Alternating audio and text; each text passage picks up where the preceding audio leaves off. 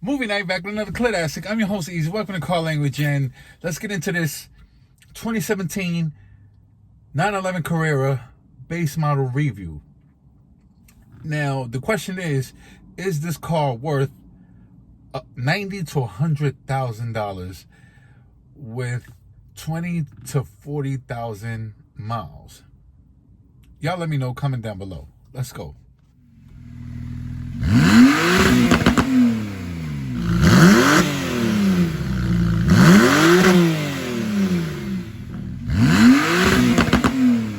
Porsche key. It's one of those where you still have to insert, still at the year of 2017. Exhaust note sounds good. Take a listen.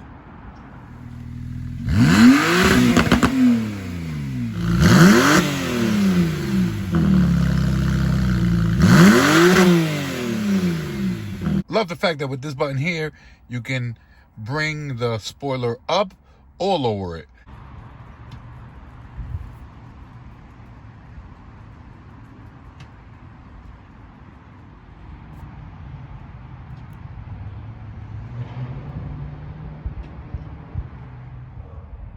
Is the teardrop shape starting to look dated? Now, I'm gonna assume on the newer base models, yes, because it's a base car, you'll get like some, not so good looking wheels. You'll probably get like the rectangular oval shape exhaust, so that might make it look dated. But when you get something like a GT3, in comparison, that right there looks more modern, and it looks like they are keeping up with times. That's just my opinion, but let me know if that's a question that you have on a low. You kind of don't want to ask because the car community eat you up alive, or car enthusiasts would. Pardon the pollen, but it's crazy out here with that. So we have some air ducts at the bottom. Let's take a look at the trunk. Or front, as they say. Definitely a lot of space in here for the size of the car. We have our steering wheel fluid reservoir. We have our windshield washer reservoir. And we have a latch, just in case someone gets stuck here.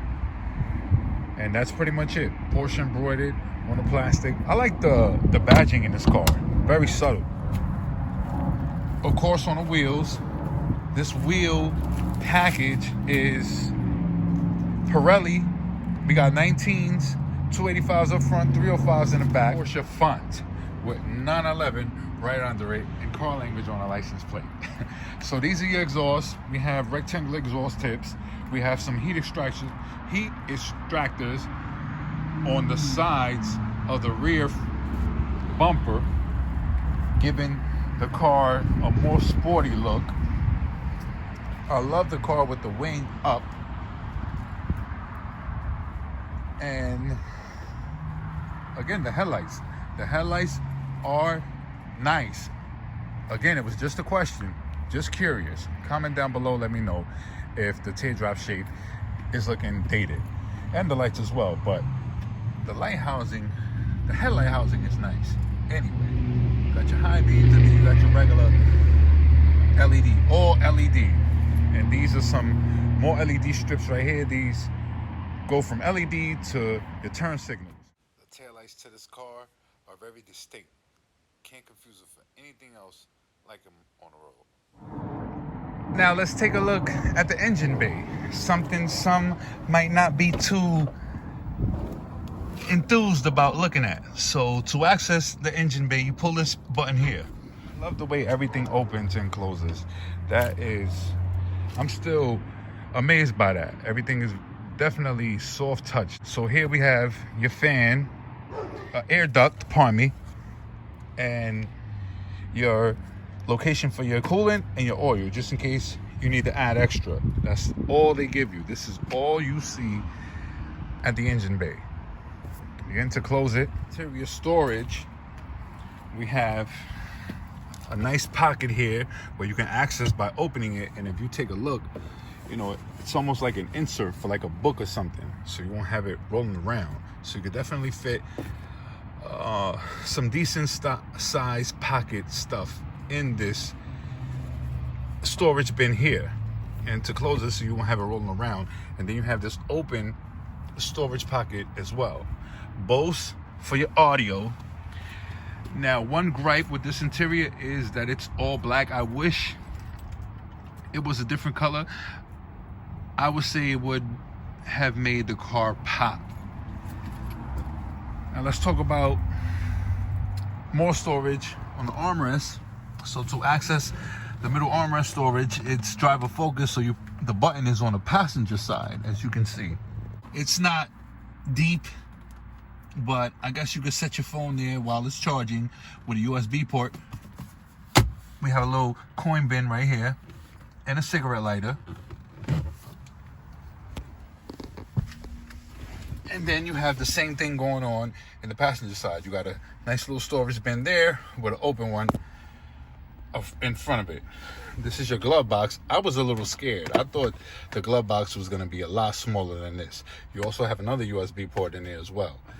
These are your cup holders, hidden cup holders. To access them, you just push the chrome part and then the other black part inside, and you can also extend the cup holder for a larger drink. Nice intuitiveness by Porsche.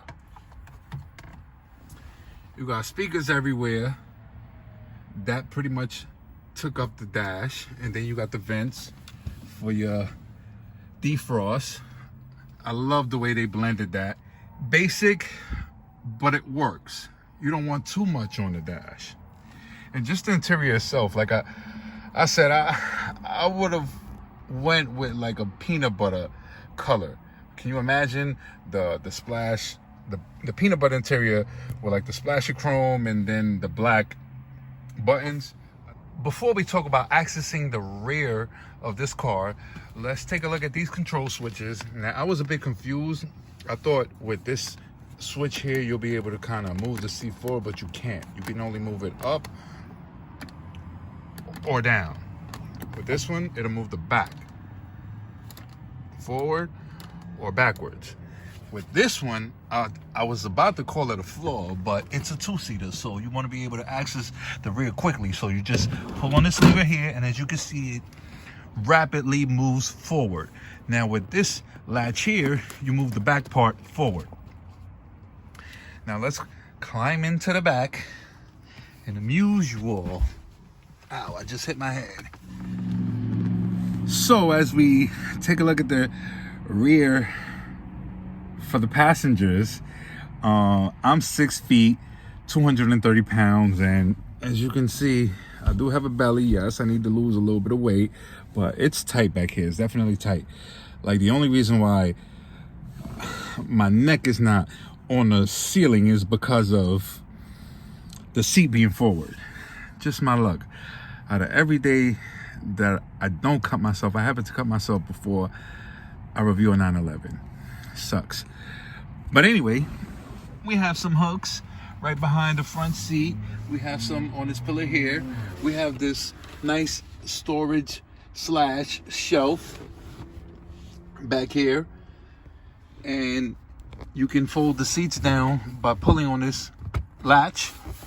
Both of them, of course, to give you even more storage. And then you have this plastic part here to keep things from rolling around. Specific things, that is. So let's move this forward and then we latch it. And there you go, it falls in place. And then we have this little storage here. We have two speakers on both sides. Not much going on here and not too comfortable.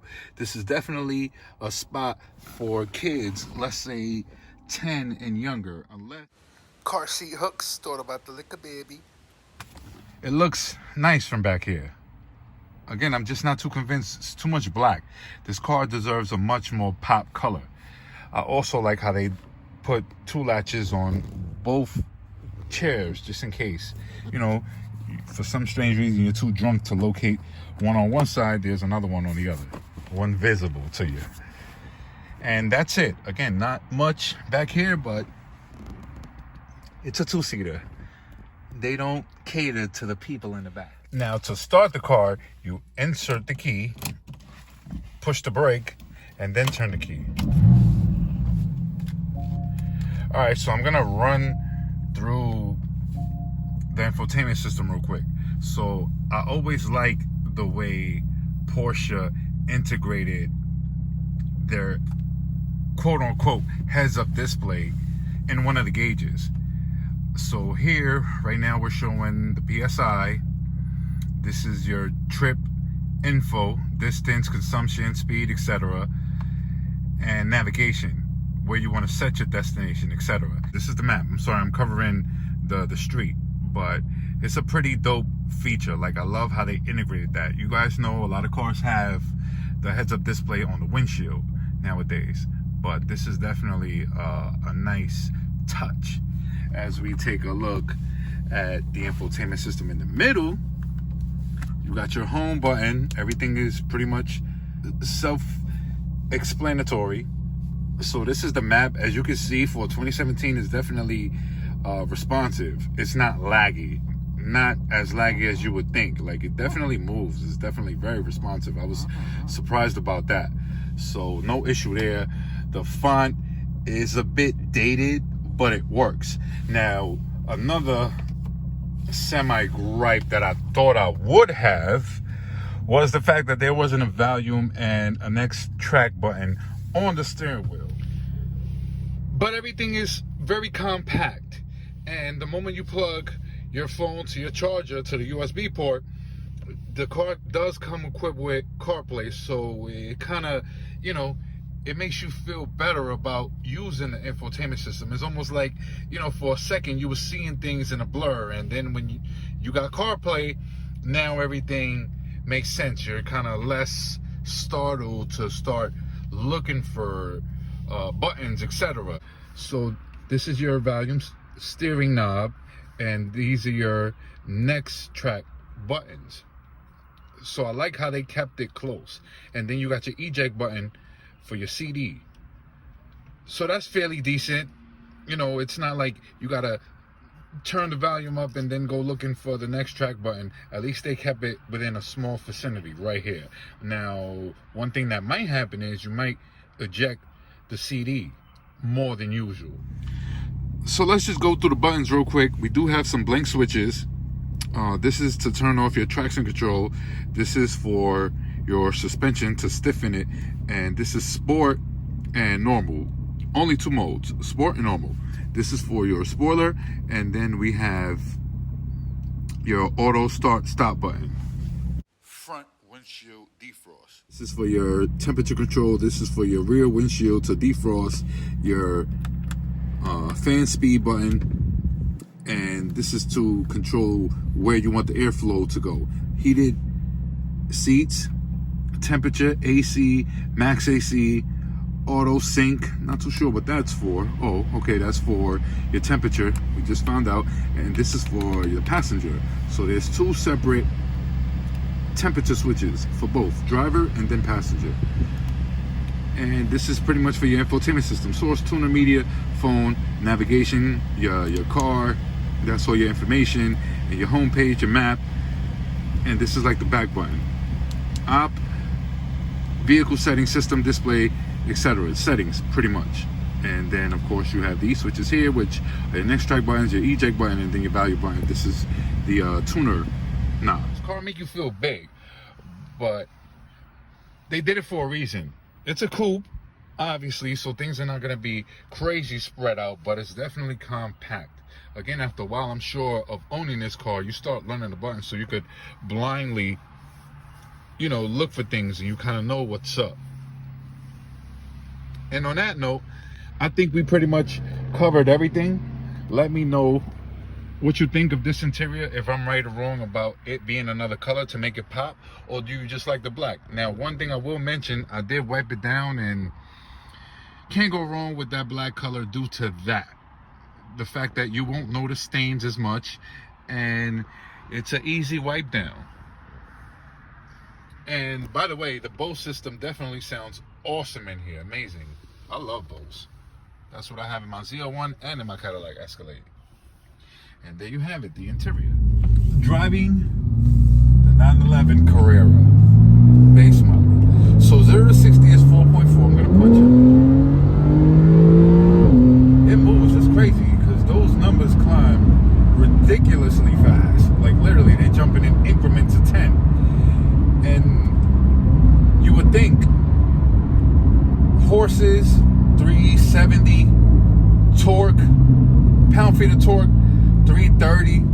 You would think that car ain't capable of much, but you'd be surprised. 0 to 60 in 4.4 seconds.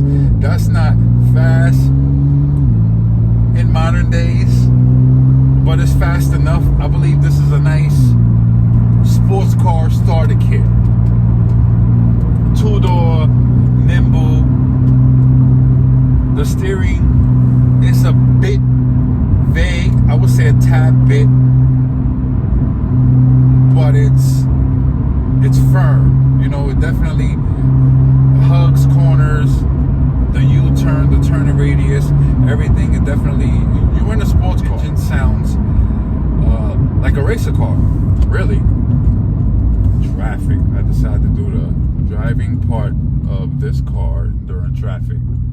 So right now I'm gonna do a U-turn so we could check out the turning radius.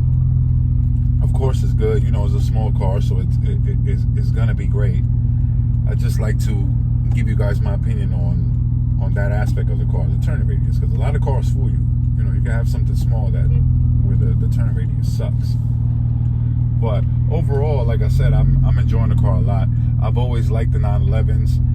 This is the base model. Me personally, I would try to go for something like a turbo or a Turbo S.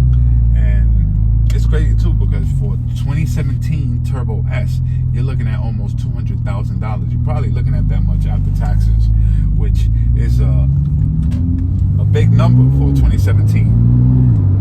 You know, 2022 GT3, well, you probably in the 300s, but I'll be honest, it's a lot of money. Now, I'm not gonna say it's not worth it. I feel like it is worth it because it's a sports car. Very good hitting corners, very good hitting curves. Gotta watch out for the UPS man, Amazon man. But I love the exhaust note, and it's a comfortable car. The part that surprised me the most was how insulated this car is. Very well insulated. The engine is loud enough, so if I had the windows down, let's see.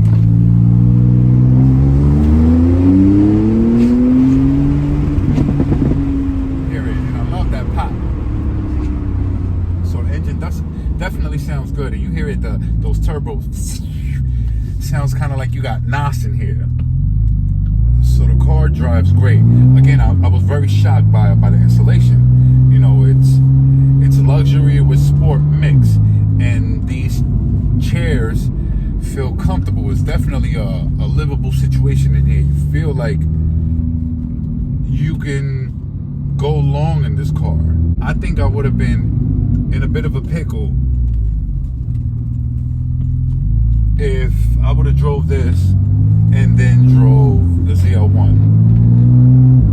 Maybe because this was the base model, I probably would have, of course, went with the ZL1. But it's definitely a great looking car.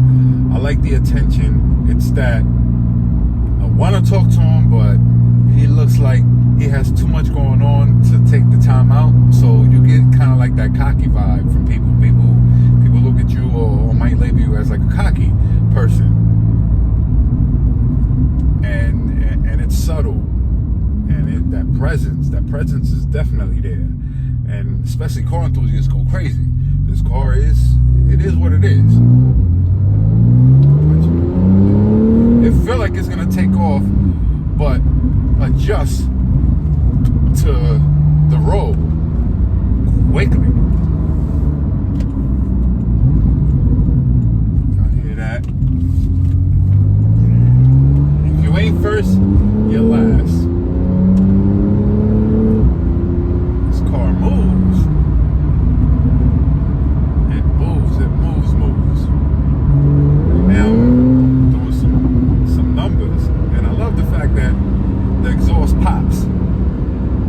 Spoiler alert, the exhaust is straight pipe. I know what you guys are going to say in the comments. I want straight pipe a Porsche, but let me tell you, I wouldn't have thought that either. I would have thought that's kind of like the ghetto way of doing things, but it works. It definitely works. Like, it sounds great. I would trust this before I would an exhaust, depending on whether you've had that exhaust or not. If you know what type of exhaust you're buying, and you know that exhaust for being loud, and you know it's the sound you're looking for, then go for it. But this car sounds beautiful. Remember, it's twin turbo. It's a flat 3.0, flat 6. I didn't want to leave this part out. Side note, MPG, it's 2231, something like that. It's very great. Again, this is a flat 6, so be prepared to spend less than what you think if you're definitely considering this car. I wanted to elaborate on fuel. Fuel is definitely great. I've been driving it for 2 days, and the owners gave it to me with 3/4 of a tank, and we're at 1/4. But that's because we definitely been driving it, and we definitely been punching it too. So when you punch it, it burns more because of the twin turbo. That's the only time you start feeling like you're burning fuel at a rapid pace, when you're punching it. And that's with any car, of course. Cylinders are moving. But it's quick. Look, right now, I wish you guys could see this. It's so small, and you just feel like you fit in every nook and cranny. So that's like a positive you'll have over a bigger, faster car. Let's say if you're racing something like a Challenger, of course, you know, the Challenger Scat Pack, I gotta confess, I smoked the Scat Pack earlier. It was a Challenger, but you know, the upper hand I had on him, of course I'm lighter. You know, there's no tire spin on this car, and it's smaller, so I could zip through. But I like this car. Do I recommend it? Hell yeah. Nothing wrong with the 911. The 911 is a 911. It's just that price is steep. You got a lot of new and used options for $100,000 sticker price. I'll leave it at that. Do you think it's worth it? You let me know.